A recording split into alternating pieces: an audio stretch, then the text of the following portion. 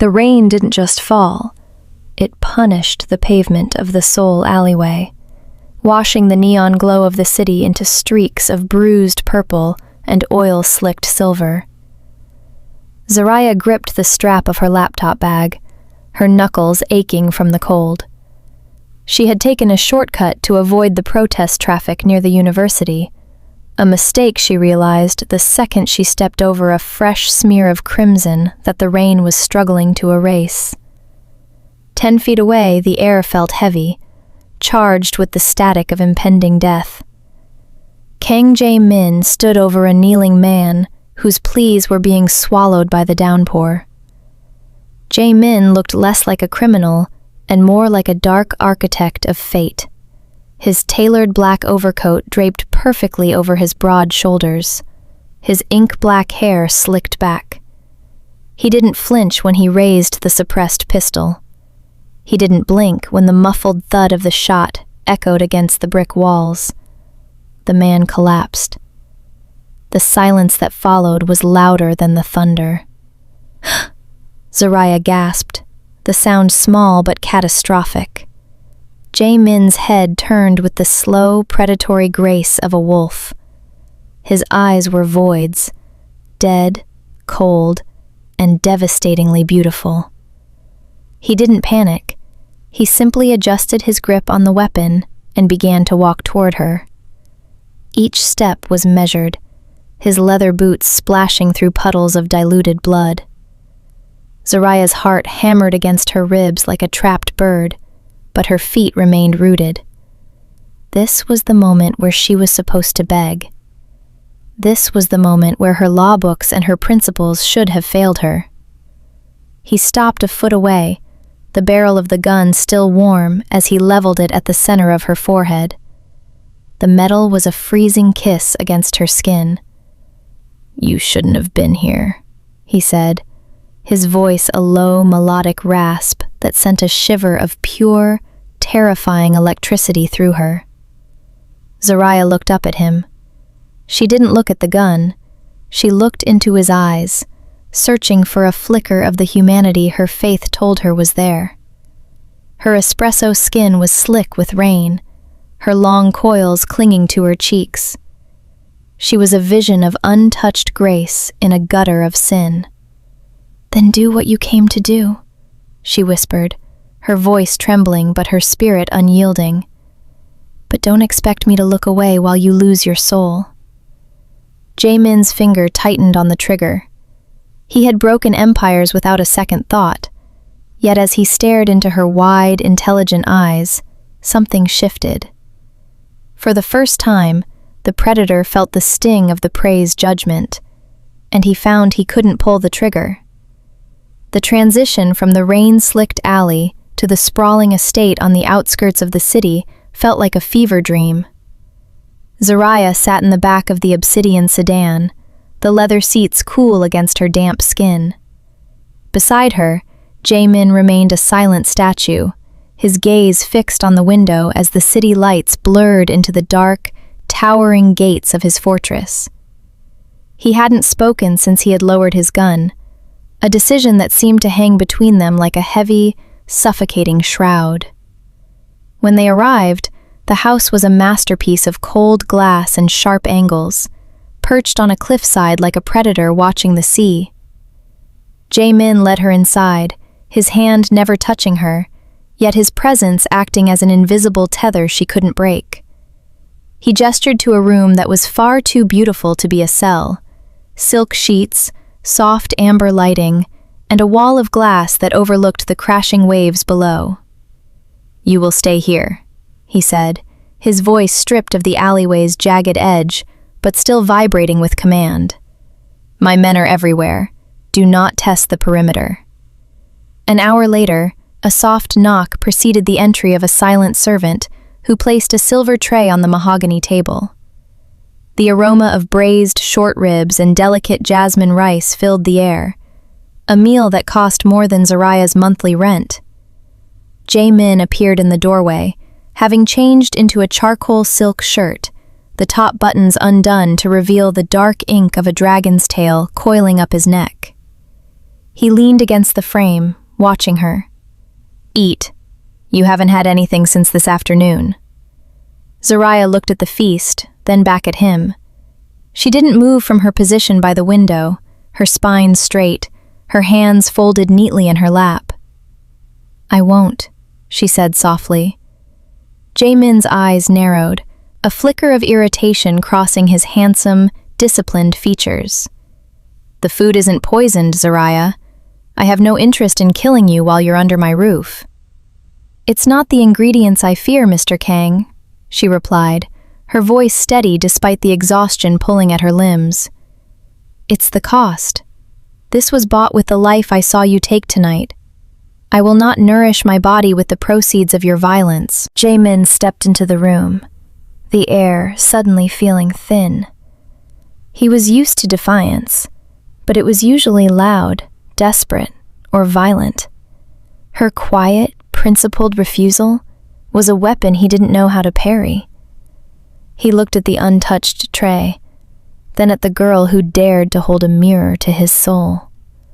"Pride is a luxury captives can't afford," he hissed, taking a step closer until he was looming over her.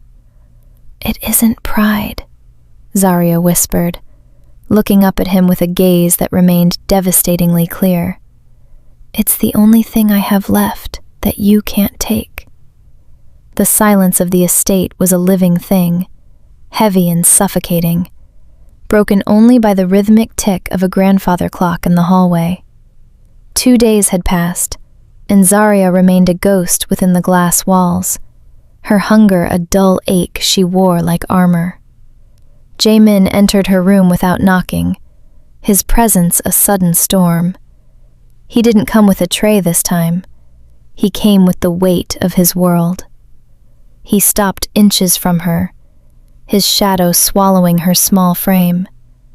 He reached out, his thumb catching her chin and forcing her head back, so she had no choice but to witness the storm in his dark eyes.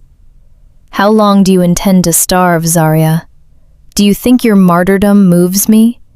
I have seen men wither to nothing for less." Zariah didn't flinch. The heat of his skin against hers was a jarring contrast to the icy aura he projected. "You're frustrated," she murmured, her voice thin but resonant. "Not because I'm hungry, but because you can't find the price for my soul. You've looked at everyone as a transaction for so long that you don't know what to do with someone who isn't for sale." Jaemin's grip tightened, his knuckles white. He leaned down, his breath ghosting over her lips, a dangerous proximity that made her heart betray her with a frantic beat. "I could break you in 1,000 ways," he hissed, his voice a low, lethal vibration. "I could take everything you guard so carefully. I could make you beg for the very things you despise." He expected her to tremble. He expected the law student to recite statutes, or the woman of faith to plead for mercy. Instead, Zariah reached up, her fingers hovering just an inch from the silk covering his chest, where his heart should have been. "You use fear because it's the only language that keeps people close to you," she said, her eyes softening into a look of profound, devastating pity. "But look at this house, Jaemin. Look at your life.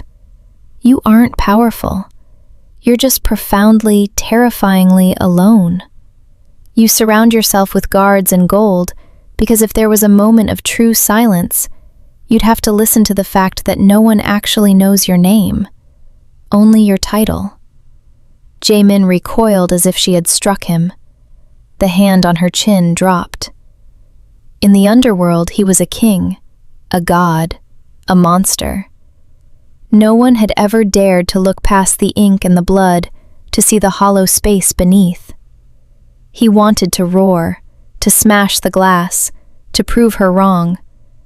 But as he looked at her, pale, weak, yet holding a moral authority that made his empire look like a house of cards, the anger died into a cold, haunting realization. She wasn't afraid of his power. She was mourning it. "Stay away from me," he commanded, though the edge of his voice wavered for the briefest of seconds. He turned and strode out, the door clicking shut behind him, leaving Zarya alone in the golden light of a sunset that offered no warmth.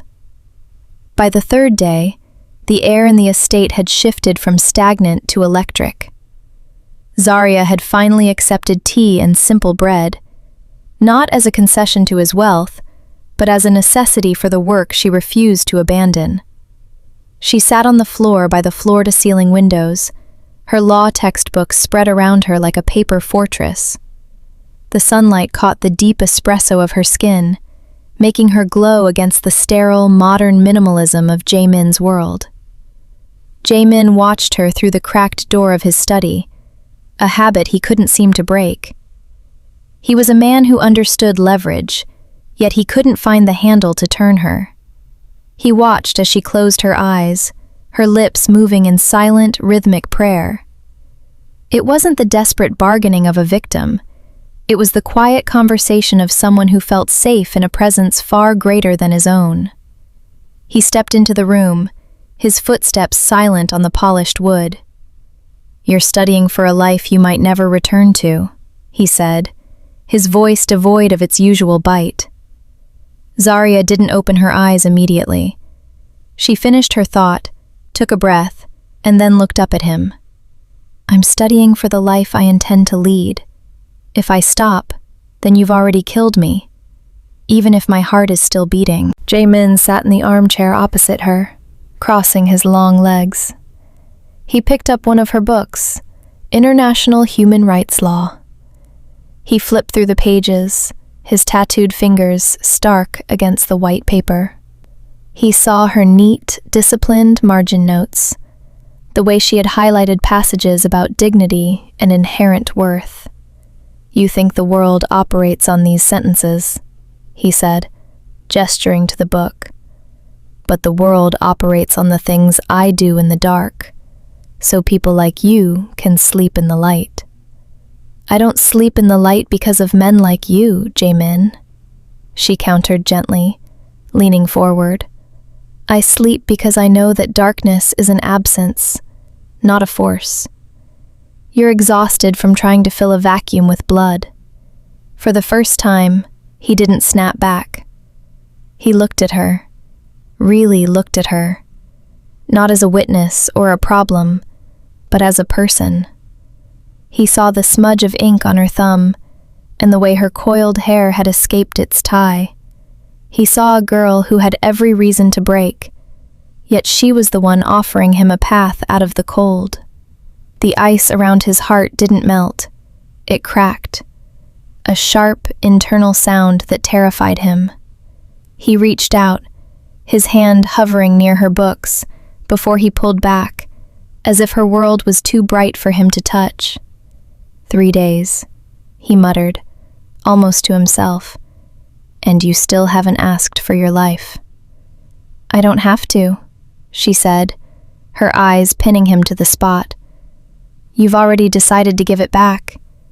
You just haven't admitted it to yourself yet."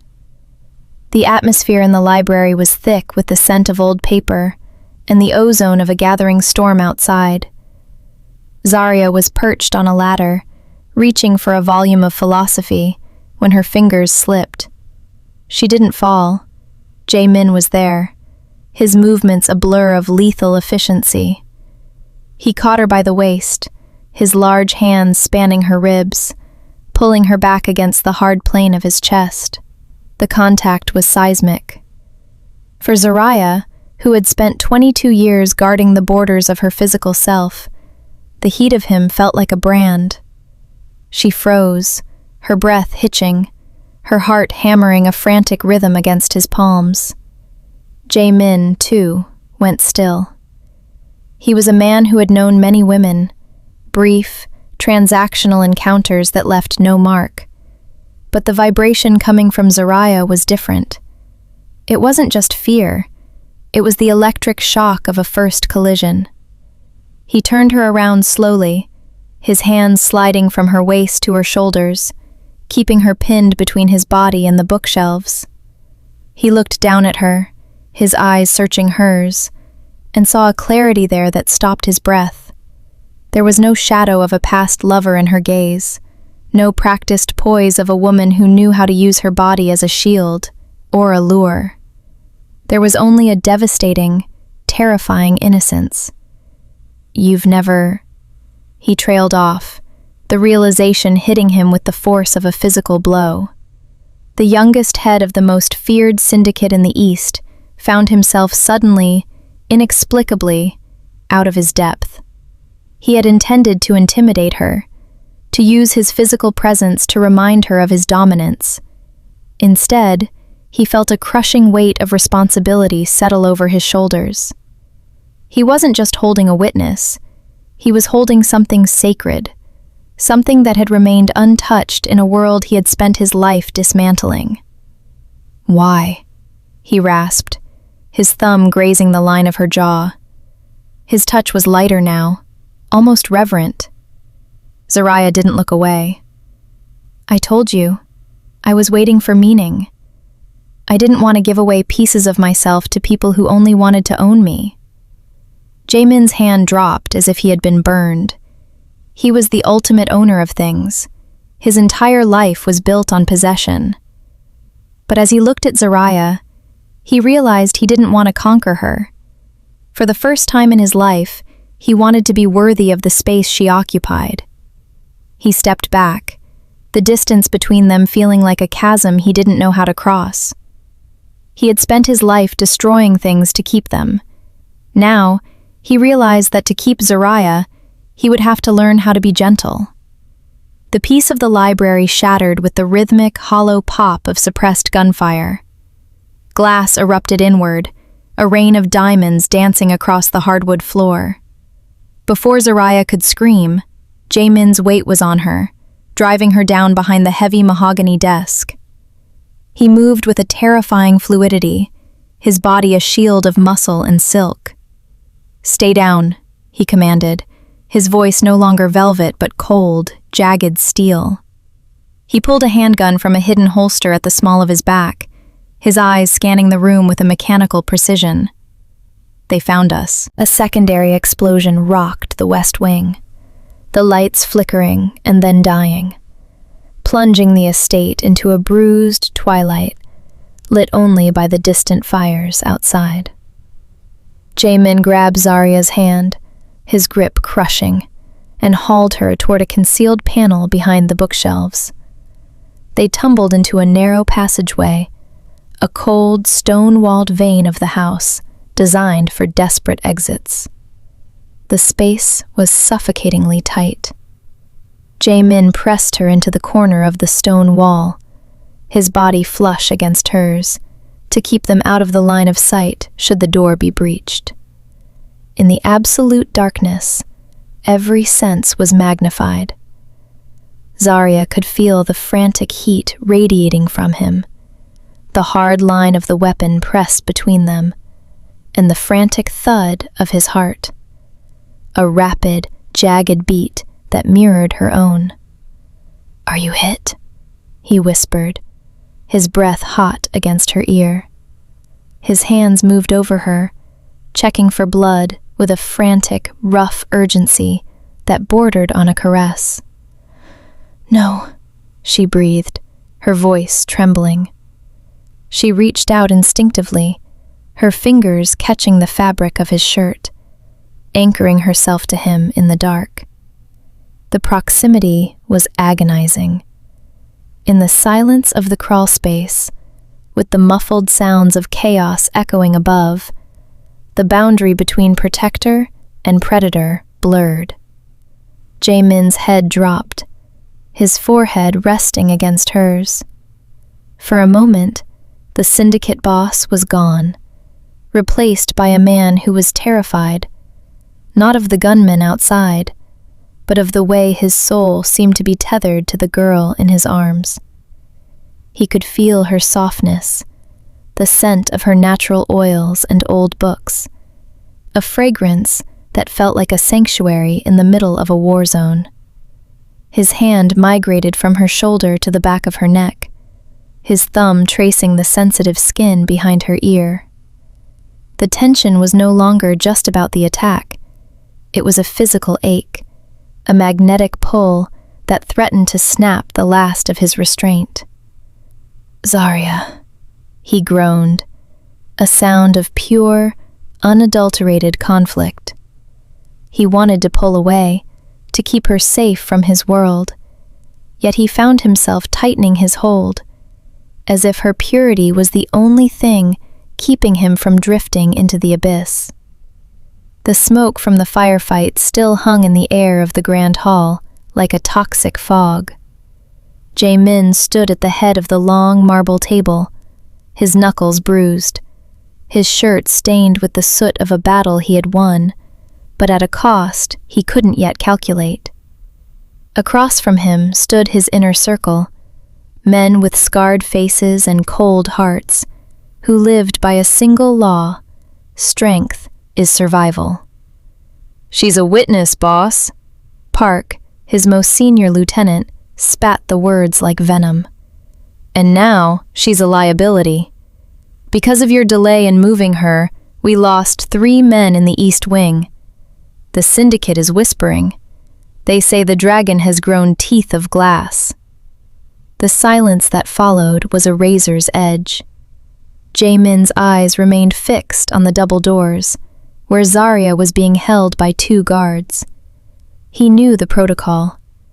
In their world, a failure of this magnitude required a demonstration of dominance. If he didn't correct the distraction, his own men would see it as an invitation to mutiny. "Bring her," Jae-min commanded, his voice a flat, hollow resonance. Zarya was led into the center of the room. She looked small against the vast, blood-stained architecture, her dress torn at the hem, her espresso skin smudged with ash. Yet, as she looked at Jae-min, she didn't show the trembling submission his men expected. She looked at him with a quiet, observant sorrow that made the air in his lungs feel like lead. Jae-min stepped down from the dais, his heavy boots echoing like a funeral march. He reached into his belt and pulled out a weighted leather lash, a symbolic tool used for disciplining those who brought dishonor to the family. The lieutenants leaned in, their eyes hungry for the restoration of the order they understood. He stopped in front of her. The distance was so small, he could see the steady rise and fall of her chest. "Do it," his mind hissed. "One strike to show them you are still the monster they fear, and they will fall back into line." He raised his arm, the leather coiling like a snake in the air. Zarya didn't close her eyes. She stared directly into the abyss of his gaze, her expression one of heartbreaking disappointment. She wasn't afraid of the pain. She was mourning the fact that he was proving her wrong about his soul. Jae-min's arm shook. The man who had executed rivals without a flicker of hesitation felt a paralyzing weight seize his muscles. To strike her was to shatter the only mirror in the world that showed him a version of himself he didn't hate. With a muffled snarl of frustration, he didn't strike her. Instead, he turned and lashed the marble table with a force that cracked the stone, the sound echoing like a gunshot. "She goes to the basement," Jae-min roared, not looking at his men, his voice thick with a rage that was directed entirely at himself. "No food, no light. I will deal with her personally. Anyone who touches her dies by my hand." He walked out without looking back, leaving his men in a stunned, mutinous silence, and Zarya with the realization that his mercy was becoming his most dangerous flaw. The basement was not a dungeon of iron bars, but a cold, windowless vault of concrete and shadows. Jae-min had left her there for hours, a calculated move to appease his circling wolves. But when the heavy steel door finally groaned open, he didn't enter with a weapon. He entered with a folder, a thick, weathered collection of documents and photographs that looked like a ledger of sins. He tossed it onto the small cot where Zariah sat. "You want to find my soul?" he asked, his voice sounding hollow, as if it were echoing from the bottom of a well. "Read that. Look at the ghosts I live with every night. Then tell me if you still see a man worth mourning." Zariah opened the folder. In the dim, flickering light of a single overhead bulb, she saw the true anatomy of his empire. There were maps of trafficking routes, names of men he had disappeared, and photos of the aftermath of his orders. Cold, clinical evidence of a life built on the systematic destruction of others. She saw the ledger of the blood money she had refused to eat, and the faces of those who had paid the ultimate price for his ascent. Jae-min stood against the far wall, his face half hidden in shadow, waiting for the shift. He waited for the revulsion to settle in her eyes, for the fear to finally replace the pity. He wanted her to hate him, because her hate was something he knew how to handle. Her grace was a torture he could no longer endure. Zariah's hands trembled as she turned the final page. She didn't look away from the images. She studied them with the same intensity she applied to her law books, her breath coming in shallow hitches. Finally, she closed the folder and looked up. There was no hate. There was only a devastating, bone-deep grief. "You've been carrying all of this alone," she whispered, her voice breaking the silence like a fragile glass. "I did those things, Zariah," he spat, stepping into the light, his jaw tight. "I am those things. Don't find a way to make it holy. It's filth." "I see the filth," she said, standing up and moving toward him until she was close enough to feel the coldness of his silk shirt. "But I also see the boy who had to become a monster just to survive a world that gave him no other choice. I'm not angry at you, Jae-min. I'm heartbroken for the man you could have been if someone had loved you enough to tell you that you didn't have to be a god of the dark." She reached out, her hand gently covering his heart. Under the fabric, it was thundering, a wild, trapped animal. "You think this is power," she said, a single tear finally escaping and tracing a path through the ash on her cheek. "But it's just a very expensive cage, and you're the only prisoner in it." Jae-min stared at her, his composure shattering like ice under heat. He had spent his life being feared, envied, and hated, but no one had ever looked at the blood on his hands and wept for the soul that had been lost in the spilling of it. The ultimatum came not in a whisper, but in the cold, mechanical click of a dozen weapons being readied. The High Council of the Syndicate had arrived, their presence turning the estate's grand hall into a courtroom of the damned. They didn't care about justice. They cared about the stain of Zariah's influence on their leader. Park stepped forward, his face a mask of brutal tradition, and placed a ceremonial silver pistol on the table. "Proof, Jae-min," he rasped. "End the distraction, or we end the reign. The girl dies tonight, or you die with her." Jae-min picked up the weapon. Its weight felt heavier than any mountain he had ever climbed.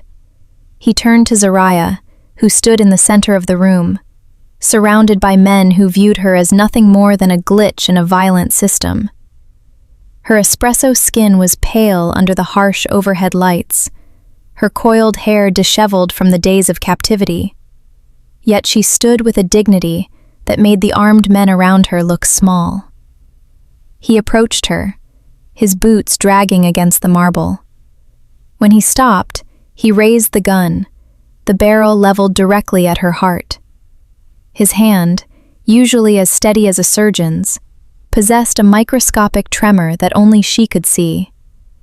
"Close your eyes, Zarya," he commanded, his voice a jagged, broken ghost of itself. But Zarya didn't close them. She leaned into the line of fire, her gaze locked onto his, with a terrifying, gentle intensity. She saw the sweat on his brow, the agony in the set of his jaw, and the way his finger hooked around the trigger like a man drowning. Then it happened. A single, silent tear spilled over her lashes. It wasn't the frantic, messy sob of a victim begging for another breath. It was a slow, trembling drop that carried the weight of 1,000 unspoken prayers. It was a tear of pure, unadulterated heartbreak, not for her ending, but for his. She wasn't crying because she was afraid to die. She was crying because she couldn't bear the thought of him becoming the monster they wanted him to be. Jae-min froze. That one drop of salt and sorrow hit the floor with the force of a thunderclap in his mind. He looked at her tears and saw the reflection of a man he no longer recognized, a man who was about to kill the only light he had ever known to protect a throne made of ash. The man who had broken empires with a single look suddenly felt his knuckles whiten. His chest heaved as he realized that no one had ever cried for him before. No one had ever looked at him with a gun to their chest and still believed he was capable of mercy. "I can't," he whispered, the words a confession and a declaration. He didn't lower the gun. He turned it. With a roar of defiance that shook the very foundations of the hall, he fired the first shot, not at the girl who had undone him, but at the men who dared to demand her blood. The hall erupted in a symphony of lethal chaos. Jae-min moved like a shadow possessed, his movements no longer dictated by cold strategy, but by a desperate, burning clarity. He shoved Zarya behind a fallen marble pillar, his body a barricade of silk and fury, as he traded fire with the men who had been his brothers in blood only moments before. "Run!" he roared over the thunder of the exchange, but he didn't wait for her to obey. He fought his way toward the master control panel near the dais. This estate was his masterpiece, a fortress wired for total digital and physical erasure. With a few swift strokes, he triggered the failsafe, a series of incendiary charges designed to ensure that if the head of the syndicate ever fell, his secrets would burn with him. Alarms wailed, a shrill, haunting cry that signaled the end of an era. Flames began to lick at the heavy velvet curtains, the orange glow reflecting in Jae-min's eyes as he grabbed Zarya's hand and pulled her toward the service tunnels. They emerged into the cool night air, just as the first floor of the villa was swallowed by a hungry, roaring inferno. Jae-min didn't look back at the millions of dollars in art, the ledgers of power, or the throne he had spent his youth cementing. He looked only at the woman beside him, whose face was illuminated by the funeral pyre of his past. He led her to a nondescript vehicle stashed beyond the perimeter. There, in the shadow of the trees, he stopped. He reached out, his hand trembling as he wiped the remnants of her tears from her cheek. The ink on his neck, once a symbol of his untouchable status, now looked like a scar from a life he had outlived. "I have nothing now," he whispered, the admission stripping him bare. "No title, no empire, only the clothes on my back and the blood on my hands." Zarya reached up, covering his hand with hers, her skin a warm promise against his cold palm. "You have your soul, Jae-min. For the first time, it belongs to you, not to them." He looked at the fire, then back at her. The ruthless strategist was gone. In his place was a man standing at the edge of a terrifying, beautiful unknown. He realized that protecting her innocence hadn't been about keeping her pure. It had been about allowing her to save him. Jae-min started the engine, the roar of the car drowning out the distant sirens. He didn't head toward the city or the docks. He turned the wheel toward the horizon, driving away from the heat of the flames and into the cool, quiet possibility of a life where he didn't have to be a god, only a man who was loved. The empire had fallen, but as Zaraya leaned her head against his shoulder, Kang Jae-min finally felt like a king.